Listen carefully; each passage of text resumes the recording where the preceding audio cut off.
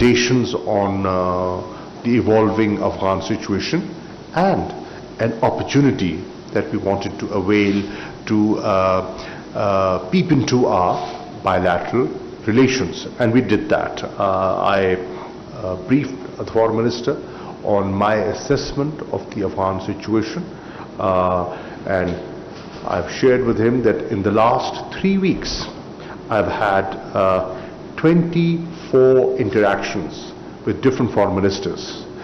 In the last 3 weeks we've had 6 visits. No, he's the 6th foreign minister. You're the 6th foreign minister since the 15th of August to visit Islamabad. And I have visited 4 countries within the region trying to coordinate our approach on Afghanistan. And the Prime Minister has had 13 interactions with global leaders. So it is important that we remain engaged, and your presence here is very welcome. Our objectives: Spanish objective, Pakistan's objective, they're the same. What do we want? We want peace, we want stability in Afghanistan, we want a stable, we want a prosperous Afghanistan. The question is, how do we get it? There was an opportunity. For reconciliation while the talks were going on in Doha, the intra-Afghan negotiations. Unfortunately, Foreign Minister, spoilers did not allow those talks to reach a conclusion, and there was a stalemate. If there had been some progress there, things would have been a lot calmer today, and you would have been much more at ease. But we have to live with what we have and make the best of the situation. There is a new reality in Afghanistan. The world must recognize that new reality and, in our view, engage with that new reality. And weigh your options. What is the best way forward?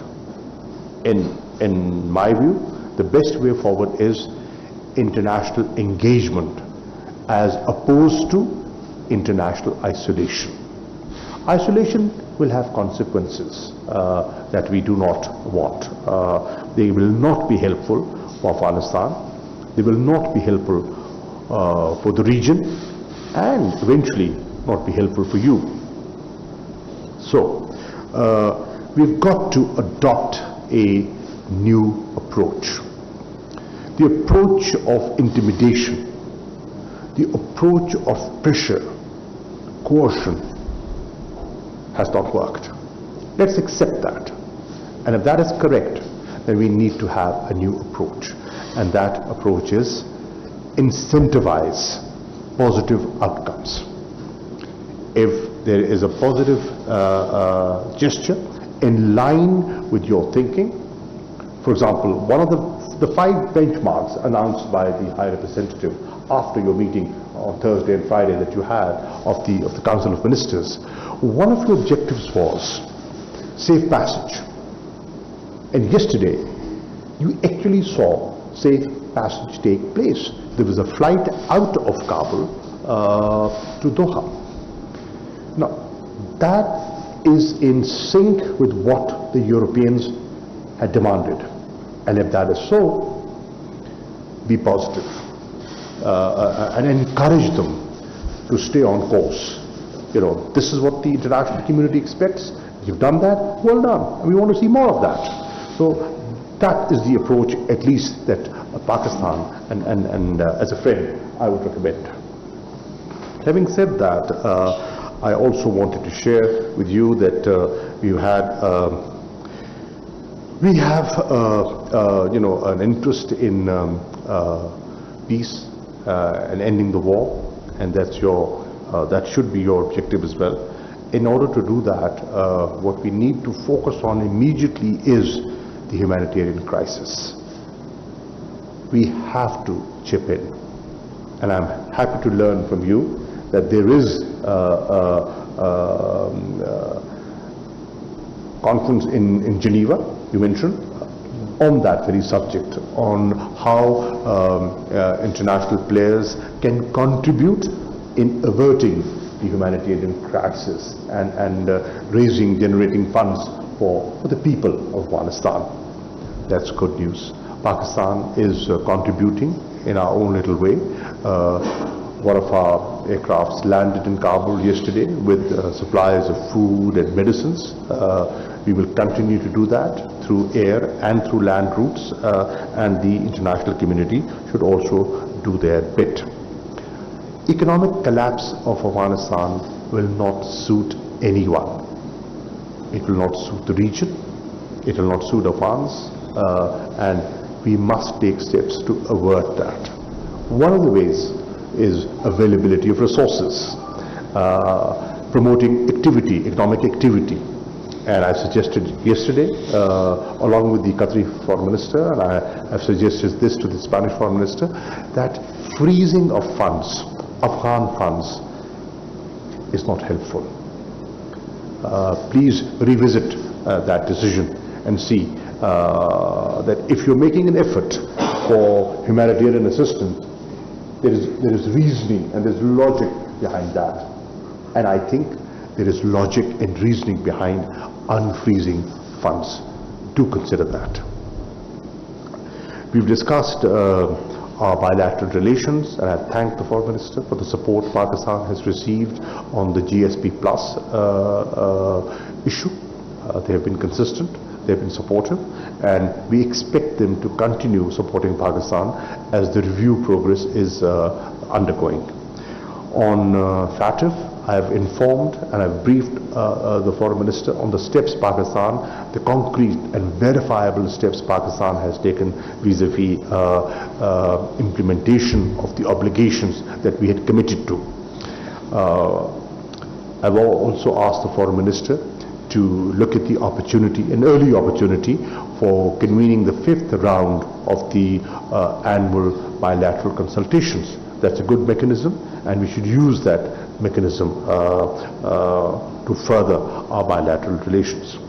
On economic matters, we've had a discussion that, as the spokesman said, Spain is our 3rd largest trading partner within Europe, and there are great opportunities, and I shared areas, sectors in which there are good prospects and incentives given by Pakistan for Spanish investments into Pakistan.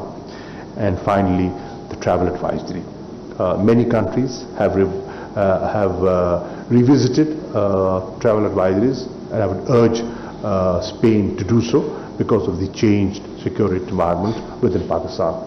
Thank you, Foreign Minister. Thank you for your visit. Minister, for the quality and the warmth of your greeting, and for your readiness to allow me to be here today. It was with very soon notice that I told you that I wanted to pay a visit here to Pakistan, and immediately you said yes. And that shows your attitude and the good shape and quality of our relationship. Especially this year, in which we are celebrating the 70th anniversary of the establishing of diplomatic relations. Spain was among one of the first countries in the world to recognize the Pakistani independence, and this is an excellent opportunity, this visit here today, to re-energize, to relaunch with even more strength that bilateral relationship. As the Minister said, we agreed that the bilateral consultations, the last time was 2018, must take place this year, and we are going to do it very quickly, hopefully in Madrid, if possible, and I hope to host you, Minister, as soon as possible in Madrid and in Brussels. You are a very important partner for Spain, and you are a very important partner for European Union. In the last Foreign Council of Ministers of Foreign Affairs in European Union, we all recognize the importance of Pakistan for the stability of this region. The reality of Pakistan is well known for me, even before coming for this first visit here to Pakistan, because there are more than 100,000 Pakistanis that live in Spain, that contribute to the strength and the well-being and the economy of Spain, and we are very happy to have them there. They are ambassadors of your country in mind, and I imagine that when they come back here to Pakistan, they are also ambassadors of Spain here in Pakistan. We have talked about the GSP Plus scheme, in which Pakistan is by far the main partner for European Union, and the way to improve our economic relationship and to foster export from Pakistan to European Union and from European Union to Pakistan. We discuss also about tourism. Spain is the host country since the 70s, since its creation of the World Tourist Organization, and I had the chance to explain the minister the new premises that will be the premises of the future of the organization in Madrid, that will be built and finished in the next few years, and which will be investing over 100 million euros. And of course, we discussed the situation of the region, Afghanistan. I will be visiting many of the countries of the region, and Pakistan is the first one. We acknowledge the knowledge, the leverage that Pakistan has on Afghanistan. So we exchanged views, I took advice, and I asked a few questions to the minister. We both want the same thing: stability for Afghanistan, peace for Afghanistan, no spillover of the crisis to the region. We want humanitarian assistance to reach the people of Afghanistan, and we hope that that will be possible. But in order to do that, conditions must be met as well. On Monday there will be a donor conference. Spain will be attending it, a donor conference on Afghanistan, and we will be engaging funds, doing pledges. Our agency is ready to help the Afghan people. We have been there, close to them for 20 years. We are not going to leave them behind. We want also, and I explained the minister, we want those Afghan collaborators that work with us, with the different Spanish institutions through all this year, to be able to peacefully leave the country if they wish and come to Spain, as we are ready to do. So that also a very important objective for us. And of course, for Spain, for the European Union, I would say for the international community, the respect of all human rights, it's also something very important of Afghanistan. So we want to work very closely with Pakistan, with the regional partners, to try to make the best of the near future for the Afghan people. Thank you very much, Minister. I hope that this is the beginning of a long dialogue among us, that will be a long dialogue among between our nations. Thank you. Thank you, Ministers. I believe the Ministers have time for a couple of questions. Please indicate your desire to pose a question and also introduce yourself. Gentleman in the middle. Naseem Siddiqui from Ab Tak News. Welcome to Pakistan.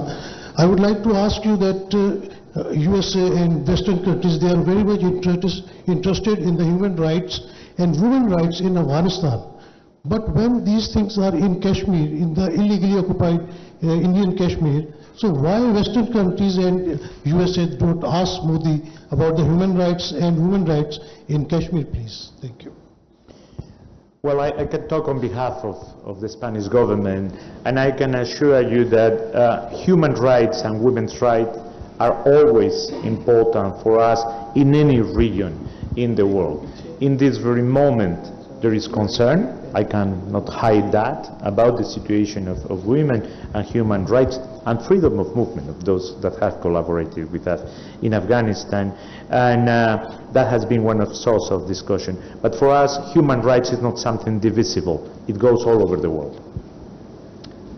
Can we have a question from the back on the right side? Thank you, sir. This is Shaukat Praja from iTelevision, and I have a question for both the excellencies. My question to Honorable Makhdoom Shah Mehmood Qureshi is, when so many people are interacting with you, what is their concern, why they are not able to recognize Afghanistan so far when the ground reality is very clear? And my question to Honorable Visiting Foreign Minister of Spain is, there is a ground reality and there are international aspirations. Why international community is not able to recognize what's on the ground? And how far in the world history the defeated countries, they impose conditions and the victors, they are asked to accept the conditions? Thank you. Thank you, Praja Saab. On the question of recognition, the interactions that I've had with my colleagues and what I've deduced from those interactions is that people are not in a hurry. People are watching, they're waiting, they are looking at the unfolding events in Afghanistan, and they are saying, they haven't shut their minds, they have an open mind, but they're saying our decision will be based on your policies and your actions. They have announced certain benchmarks, and I am sure they will measure them according to the benchmarks that the European Union has illustrated. So that is where they stand. But at the same time, there is recognition of a new reality. At the same time, there is awareness that engagement is required. A dialogue for a better understanding can be useful. So I see an interest, a desire to engage, but not a rush to recognize. I don't think they've talked about imposing conditions or even imposing conditions. No one has done it. Asking for freedom of movement for those that have collaborated with us and that want to leave Afghanistan, or asking for humanitarian assistance, security conditions,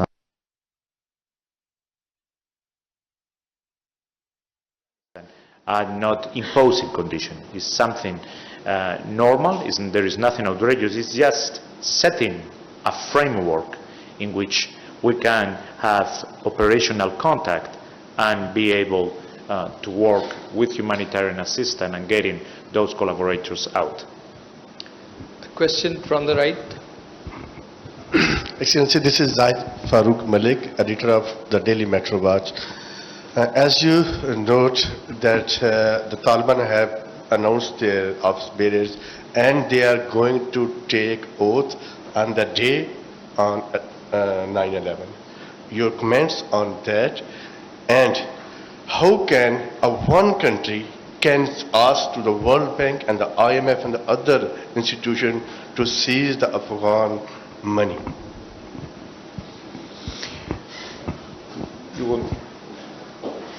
That's directed to you. Okay. I can talk on behalf of the Spanish government. I mean, the organization that you've named they have a board and they take their decisions, so there is no comment on how they act, on they behave. It's the board that behaves. Once again, the aim of the Spanish government, and that's the spirit with which I have come today here, is to give stability to Afghanistan, to ensure that the population will have humanitarian assistance if they need it, to make sure that there will be no spillover effect of this crisis on the region, and the respect of human rights. That's the spirit in which I come, and that's why I wanted to engage with the minister here in Pakistan and to engage in that discussion. because this is not an effort of one country. There, I share your point of view. It's an effort of the region and the international community. Thank you very much, ladies and gentlemen. इस वक्त वज़ीर ख़ारजा शाह महमूद कुरैशी और उनके Spanish हम मनसब वज़ीर ख़ारजा Spain मुश्तरका press conference कर रहे हैं, सहाफ़ियों के सवालों के जवाब दे रहे हैं और स्पेन के वज़ीर ख़ारजा ने पाकिस्तान के किरदार को सराहा है और उनका कहना है कि स्पेन और पाकिस्तान गहरे ताल्लुकात रखते हैं और मुस्तक़बिल में भी मज़ीद ताल्लुकात रखने के ख़्वाहां हैं।